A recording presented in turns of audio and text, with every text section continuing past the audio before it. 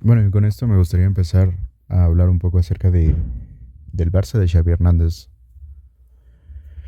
Ah, pues bueno, empecemos por el número de temporadas. Si bien no recuerdo, o si mal no recuerdo, más bien fueron dos temporadas, tres temporadas, aquí dice, del 2021 a 2024.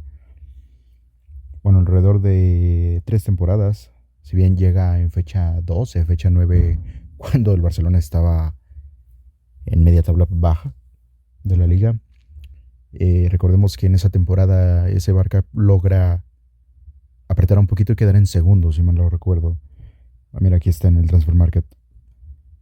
Vale, aparece que sí, 2021 fue nombrado. Nuestra salida fue en 2024. Esa salida aún sigue doliendo un poco. Con un total de 143 encuentros y puntos por partido de 2.07. Estamos hablando que, comparado o contrastando con directores técnicos con más crédito, entre muchas comillas, no es tan bajo el puntos por partido. Al contrario, es muy aceptable. Por ejemplo, aquí tenemos el de Pep Guardiola, en sus 529 partidos. Oh, imagínate, 529 partidos en el Manchester City como entrenador. Los puntos por partido son de 2.28. Estamos hablando del punto 20 de diferencia prácticamente. Para ser sincero, este Barcelona bueno, a mí me lesionó demasiado y fue muy dolorosa la pérdida contra el PSG en esas eliminatorias, pero recuerdo también partidos muy puntuales como contra el Napoli en ida y vuelta, que los goles que se marcan trajeron muchas alegrías. Fue un consuelo inmediato. Las goleadas al Trampas. Este Barcelona es muy especial porque fue muy ganador, sí. Entre muchas comillas hacen ver que no fue ganador, pero pues tenemos ligas, tenemos cuartos de final de Champions, tenemos... Bueno, es que el resurgir de media tabla hacia segundo en la primera temporada es impresionante. A mi punto de vista es algo inimaginable con otro entrenador. Lo que sí es cierto es que con este equipo tú como espectador tenías ciertas dudas. Si bien en la primera temporada se entiende con esos cabezazos de Luke de Jong para poder empatar o ganar partidos, tampoco podemos olvidar la notable actuación de Aubameyang, ese 4-0 contra Real Madrid. No recuerdo si fue hat-trick o póker, pero sí, Aubameyang fue de los protagonistas en ese partido. Pero la realidad es que en el sistema ofensivo los resultados no fueron los deseados después de las temporadas posteriores, disculpen. En la primera temporada se entiende que hubiera ido un poco a sobremarcha, pero en las siguientes, como espectador, yo sentía un Barça algo trabado, eh, sin creatividad, y esto también cae mucho en cuenta de los automatismos, ¿no?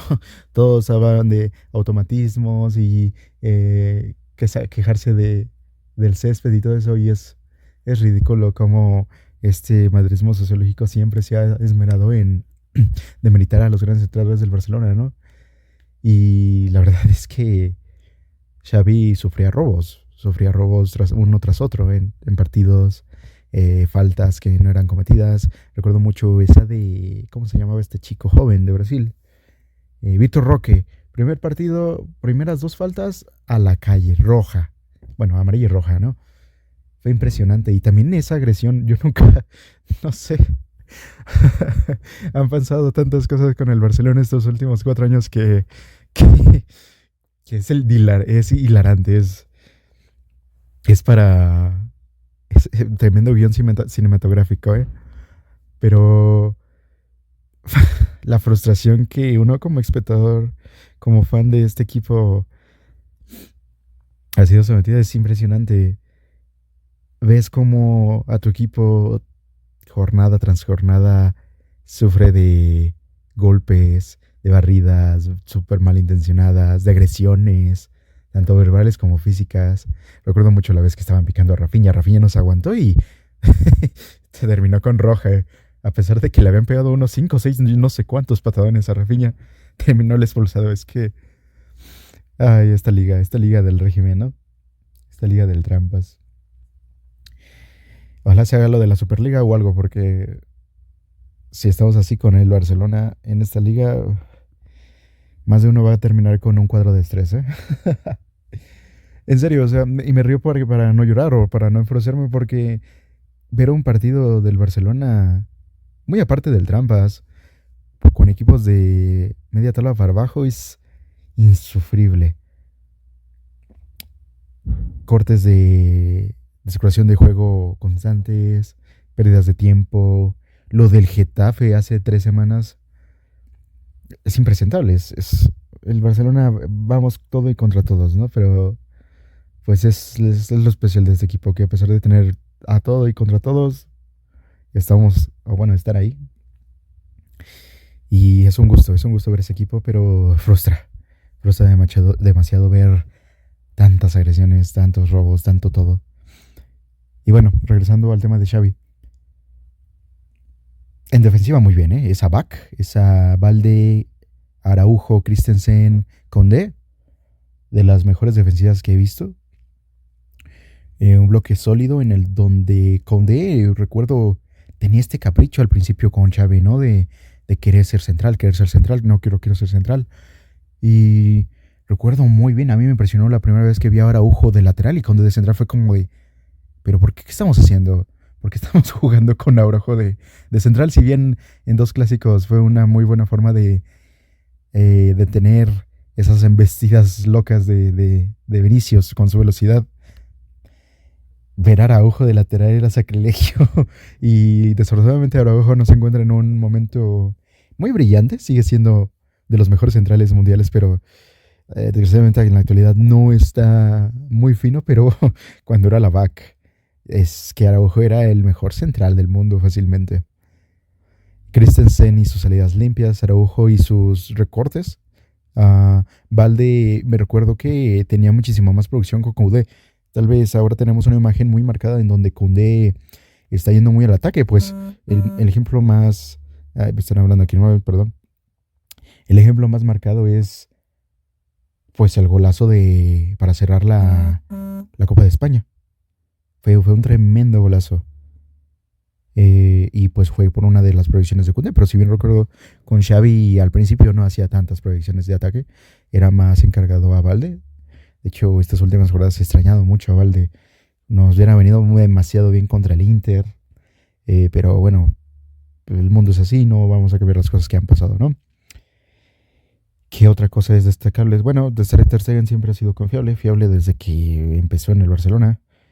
Si bien yo no estuve de acuerdo con la salida de Claudio Bravo, pues Ter Stegen ha sido una apuesta totalmente indicada y totalmente que, que ha completado todo el trabajo que necesita la portería y encima tiene un manejo de los pies estupendo.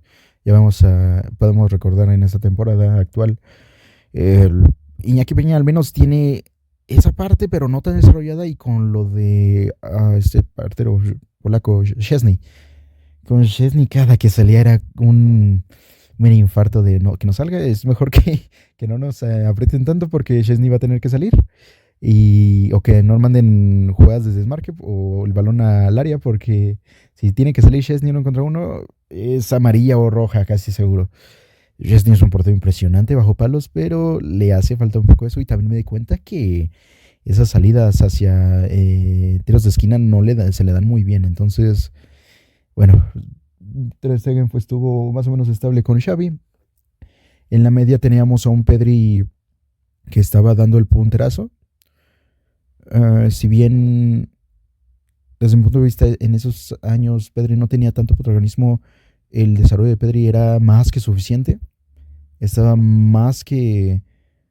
era notable desde ese entonces Pedri. Recuerdo mucho el golazo que anotó contra Sevilla. A partir de ese golazo que anota contra Sevilla, yo estuve seguro que este jugador da para llenar puestos nivel Xavi, nivel Iniesta. Mínimo, porque lo de Pedri es un escándalo actualmente. O sea, no. Si tú ves el fútbol de una manera un poco más depurada, sin venderte al marketing, sin darle todo el mérito a los que apoyan el balón en la red, creo que estarás de acuerdo conmigo que Pedri es el jugador de la temporada. Si bien tal vez no le van a dar el Balón de Oro por muchísimas excusas y por marketing y por todo, creo que todos sabemos que Pedri actualmente es el jugador con más impacto en el juego de el Barcelona y tal vez el mejor jugador del mundo actualmente. Con todo el respeto a Rafinha, con todo el respeto a Yamal, que Yamal es otro... es que ha sido todo un espectáculo el Barcelona en estos últimos 4 años. Todos los jugadores han sido un espectáculo, todos los jugadores han sido... Sobre todo llama mucho la atención porque son jóvenes. La Masia es una creadora de estrellas constante. No recuerdo muy bien si Ansu Fati tuvo tanto protagonismo con Xavi. La verdad es que no podría decirlo. No recuerdo tanto participaciones de Ansu Fati. Lo recuerdo más lesionado. Si bien cuando irrumpió Ansu Fati, llegó a compartir partidos con Messi, recuerdo. Entonces, creo que Xavi no tuvo la oportunidad de sacarle tanto provecho a lo que era Pedri en las primeras 2 temporadas de Xavi, a De Jong cuando se empezó a lesionar y a Ansu Fati. Eso es de los más grandes puntos que podríamos rescatar de este Barcelona de Xavi.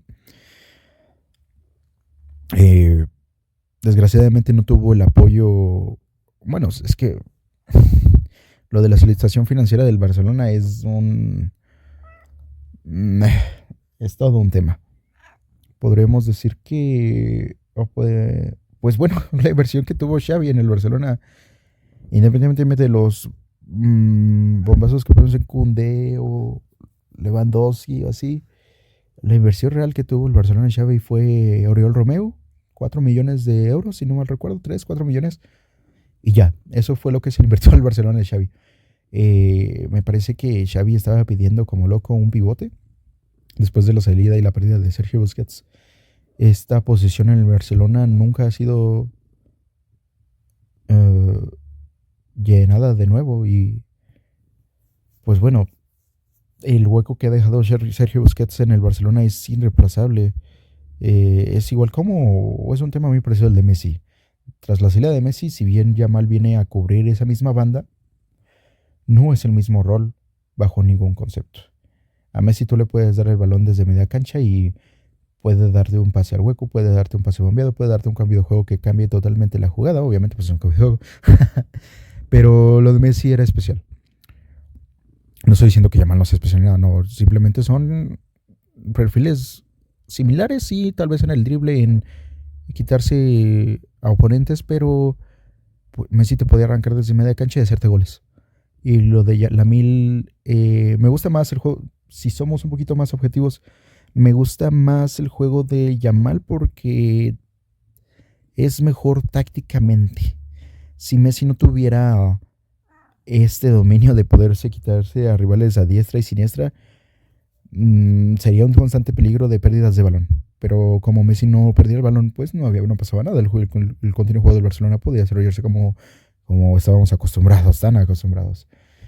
Pero Yamal, me parece que sí juega al 100%, siempre juega a su ritmo, siempre que le das el balón hace alguna pillería y se lleva a alguien, pero he notado algunos pases, sobre todo en eliminatorias, que ha perdido o no ha podido girar o no ha podido llevarse o concretar totalmente la posición del balón, que han dejado de descubrir todo al Barcelona, y si bien no han terminado en goles, sí es una pérdida de posesión, y tal vez es justamente donde Yamal, pues dijo, estamos hablando de un jugador de 17 años, tal vez carece un poco del juicio a comparación de Messi, que lleva, o al menos llevó 16, 15 años en la élite jugando, siendo el número 1.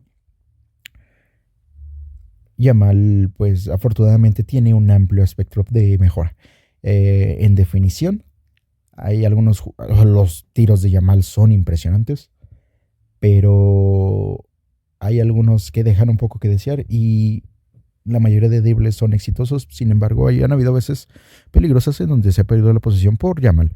Pero, pues bueno, son un chico de 17 años, tiene años para poder desarrollar totalmente su juego. Bueno, progresando a lo de Xavi. Pues la inversión en el equipo de Xavi no fue tan alta, nada más fue Oriol Romeu, que me parece acaba de llegar de nuevo a las instalaciones del Barcelona, y ya veremos si Flick se decide quedar con él, cambiamos el esquema o seguimos. Bueno, es que hablando de esquemas, pues Xavi se las vio negras, ¿no? Básicamente sin pivote, ahí hacer algunos pequeños apaños, algunos inventos. Y pues hablando de la media de Xavi, pues fue un constante experimentar, ¿no? Sobre todo porque en la versión de Pedri no era la versión de Pedri que tenemos ahora, versión de Pedri ahora es 200 veces mejor, 300 veces mejor. Y lamentablemente con Xavi y Pedri estaba lesionado o teníamos 4 partidos de Pedri y se lesiona. 2 partidos perdidos. 3 partidos buenos de Pedri y se lesionaba. Y ese era el constante con Pedri. En la delantera también fue una constante experimentación. Primeros partidos con Luke de Jong. Memphis me parece que también hacía un rol de delantero centro. Y aquí teníamos al principio a Rafinha. El caso Rafinha creo que es, si bien ahora por el marketing y por todo, por la posición que juega y por los goles tan importantes que ha marcado, puede ser candidato al Balón de Oro. No creo que lo gane, pero si fuéramos, a ver, es que vamos a ver, es France Football. Es full marketing, nunca ha sido justo. Eh, si ese reconocimiento fuera totalmente justo, todos los años que ha estado Messi activo como futbolista tendrían que haberle dado el Balón de Oro, pero así nunca pasó. Le robaron 7, 8 balones de oro a Messi, a pesar de que tiene la cantidad de 8, yo creo que nunca se va a romper ese récord de tener tantos balones de oro, pero mientras Messi sigue activo, yo creo que ese reconocimiento lo tiene más que ganado. Si bien ahora en el Miami se las está viendo un poquito negras, la calidad sigue presente. Es que Messi es Messi. Nunca, no hay forma alguna, ni por estadísticas, ni por juego, ni por espectáculo, que le puedas quitar un reconocimiento tan importante. Y fueron capaces de quitárselo para dárselo a sus jugadores, ¿no? Mayormente el Trampas, ya sabemos a quiénes. Y bueno, regresando a la delantera de Xavi, pues justamente creo que aquí venía lo que nos dejaba por desear un poquito. En la media estábamos conscientes de todos los problemas que estábamos experimentando con Xavi, entonces no éramos capaces de decir, ¿sabes qué? Necesitamos una mejora en la media, porque lo único que esperamos con Xavi era la constancia de los jugadores, de Jong, de Pedri, de que estuvieran recuperados totalmente. La defensa, hablando de defensa y de portería, creo que no podíamos esperar nada más. La defensa va a ser de las defensas más fuertes que recuerdo de Barcelona. Y hablando de delantera, y es aquí donde no es el talón de Aquiles de este Barcelona. Sin embargo, dejó un poco que desear. Yo recuerdo que al ver los partidos del Barcelona, estabas con el constante, vamos a empatar, o que nos sacan el partido, vamos incluso a perder. Era ese constante sentimiento en los últimos 45 minutos de no vamos a llegar, no vamos a llegar, no vamos a llegar. Esa constante preocupación. Y sin embargo, muchos partidos se sacaron, ¿no? Goles de Jong, goles de Pedri, goles de Rafinha, goles de quien fuera, del que estuviera más inspirado de turno, y ya sacabas los 3 puntos o sacabas el empate, pero siempre estuvo un poco atascado. Y creo que este problema del atasco de la delantera con Xavi como entrenador viene más por el deseo de Xavi por conservar la posesión. Actualmente con Hansi Flick se tiene la mayoría de posesión.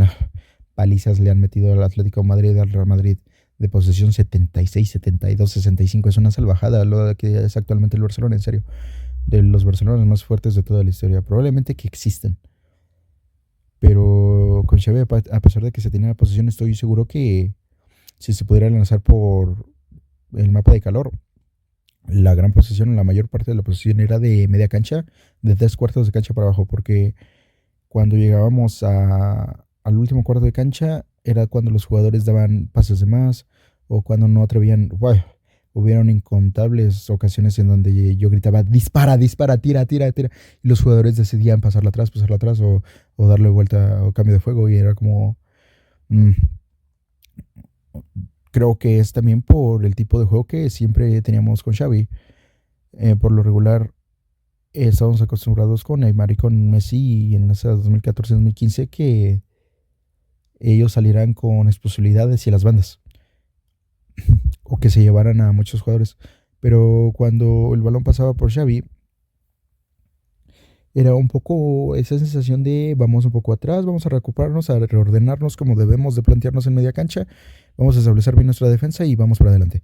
Era como esa pausa que el Barcelona siempre ha necesitado. De hecho, actualmente creo que esa pausa existe controlada por Pedri, pero Pedri termina dando esos latigazos hacia enfrente, ¿no? Siempre buscando a encarar para tres cuartos de cancha para enfrente, ya sea mediante un pase bombeado o un pase clave. Pero creo que el Barcelona de Xavi tuvo no tanta claridad al final del campo por ese deseo de mantener la posesión. Y era completamente entendible. La defensa actual que tiene el Barcelona no es la misma, ni por integrantes ni por posición en el campo de juego. En el campo de juego era un poquito más retrasada con Xavi, si bien es una defensa que por líneas está muy alta. Las defensas del Barcelona siempre se caracterizan por presionar alto. Lo que pasa es que con Hansi, con Flick es una salvajada. Los defensores centrales y los laterales están en la línea de media cancha, un poquito atrás, justamente para no caer en el oso del offside, que si estás de parte de, mientras tú estés de parte del rival, le das habilitación al rival, ¿no? Pero creo que de aquí radica el problema que tuvimos. No es que no es un problema, en realidad. Estoy seguro que con jugadores un poquito más experimentados o con un poquito más de cartel, este tipo de juego hubiera relucido demasiado, pero desgraciadamente tuvimos muchísimos cambios, sobre todo en delantera, ¿no? En delantera teníamos el caso Rafinha-Dembélé. Dembélé tenía que verse obligado por jugar por la banda que no es natural. Jugaba, pero bueno, es que Dembélé chuta con las dos y dirige el balón con las dos piernas, entonces no había tanto problema. Pues, sin embargo, todos sabemos que la banda natural de Dembélé es por la derecha, ¿no? También era la de Rafinha. Rafinha afortunadamente es un jugador, si bien no totalmente completamente diferente, disculpen, sí ha cambiado mucho. El sacrificio defensivo de Rafinha no es tan marcado, no era tan marcado como actualmente. Y también creo que estaba pasando por una época no tan lustre de su juego. Sin embargo, actualmente pues lo tenemos ahí como posible ganador del Balón de Oro. Todavía no lo sabemos, entonces hace falta más que esperar. Lo que sí es que sería irreparable que se lo dieran a Mbappé con el mundialito que se acaban de crear. Esta competición totalmente regular.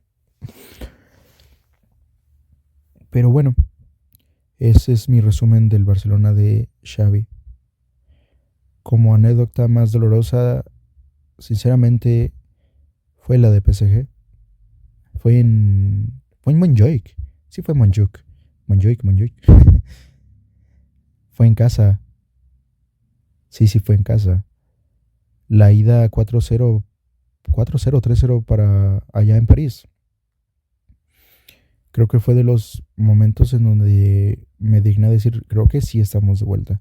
Este marketing, esta idea vaga en lo de la nueva era, por primera vez yo lo había aceptado de que sí, estamos de vuelta.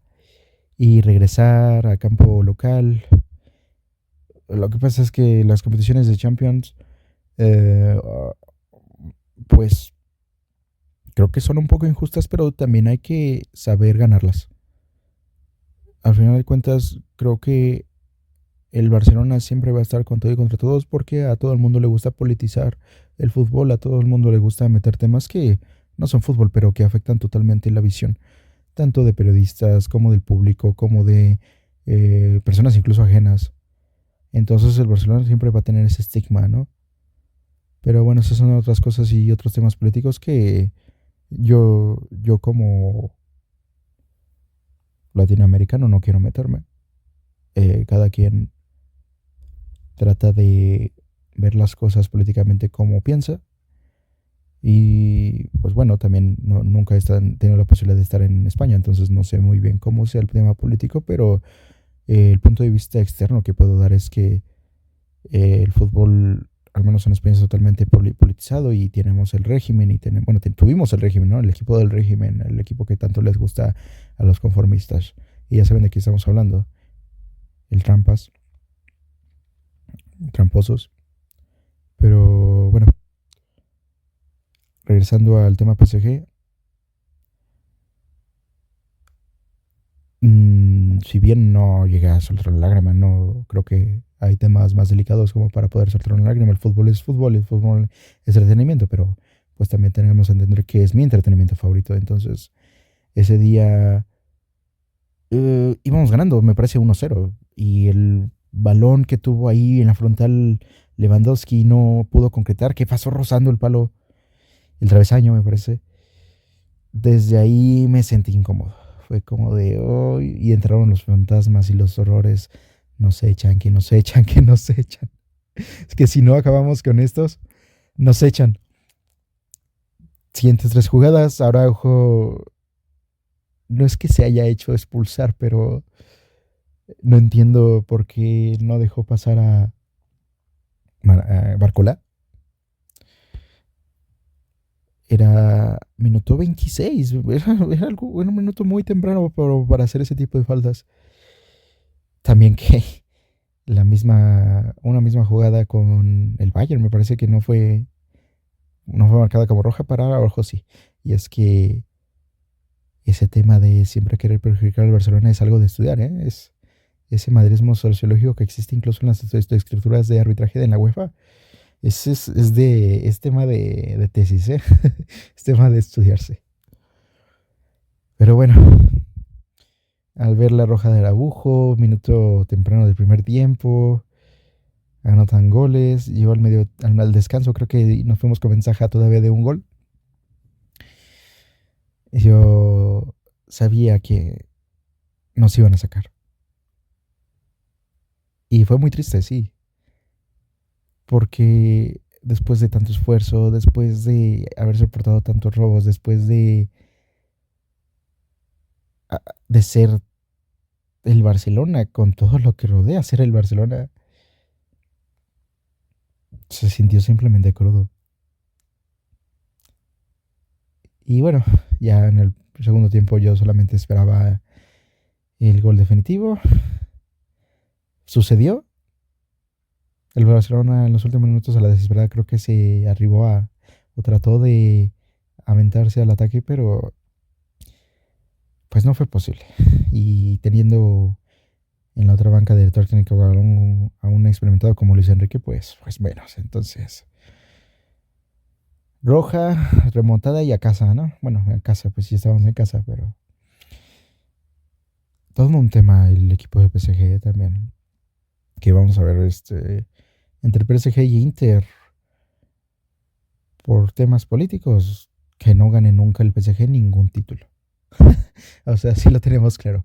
Por mí que el Real Madrid, que el PSG, que el Manchester City, que clubes Estado o clubes de petrodólares nunca ganen nada. O payasadas como el Wrexham, que nunca bueno, si queremos mantener que nuestro fútbol obviamente no es sano desde hace muchos años.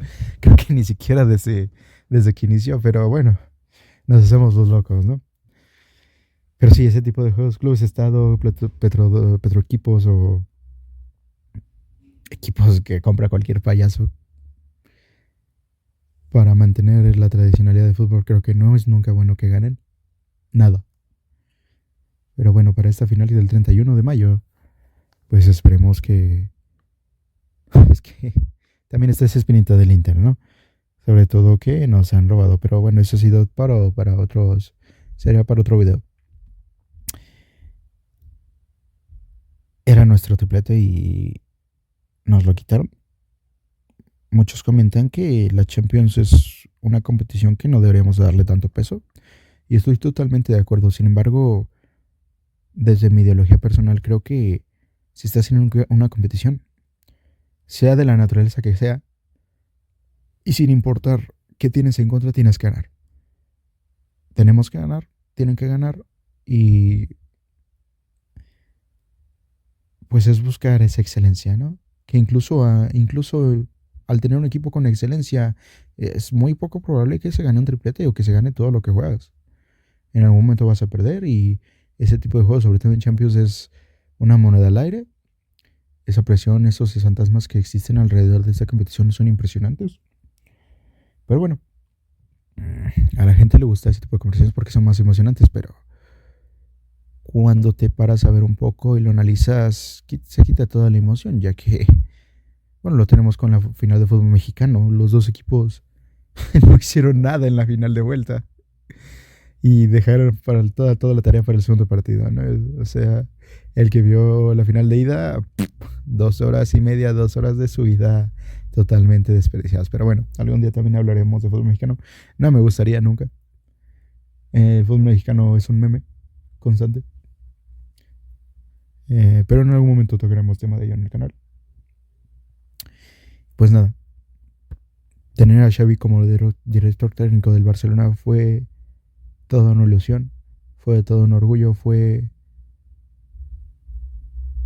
de nuevo tener esa luna de miel con el Barcelona.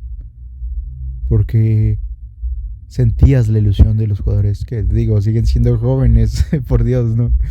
Pero justamente la ilusión estaba siempre ahí. Sin embargo, las ilusiones no ganan títulos. La inexperiencia cobra siempre y errores marcados te terminan echando de la Champions. Entonces, este sentimiento de ver al Barcelona de Xavi fue muy bueno. Fue muy bueno mientras duró. Desgraciadamente yo no pude ver al Barcelona de Rijkaard. Me gustaría ponerme un partidillo ahí de Rijkaard, pero yo creo que fue un sentimiento totalmente similar de transición que tuvieron esos espectadores cuando vieron al Barcelona de Rijkaard y después al de Pep, ¿no? Creo que es la historia y la vida es muy curiosa, tiende a repetirse mucho. Y creo que ese mismo sentimiento que puedes encontrar en la transición de Rijkaard a Guardiola, si lo eres afortunado de haber visto la transición de Xavi a Flick, sentirás algo muy similar a esas épocas. Y es por eso que este Barcelona en estos años es muy especial y hay que apoyarlo y no hay que dejar amedrentarlo por el madridismo sociológico ni por cualquier otra institución. Muchas gracias, Xavi, por haber sido y por haber matado, por haber dejado todo, por venir al Barcelona, que esa es su casa, será su casa siempre. Se agradece demasiado. Agradecemos todo lo que diste por jugador y como técnico. No podemos pedirte más. De hecho, dudo mucho que Xavi pueda regresar a la banca de dirección técnica, pero si algún día pasa, será especial, será mágico. Muchas gracias, Xavi. Aquí lo dejamos, chicos. Saludos para ustedes y que pasen buen día, buena tarde o buena noche. Hasta luego.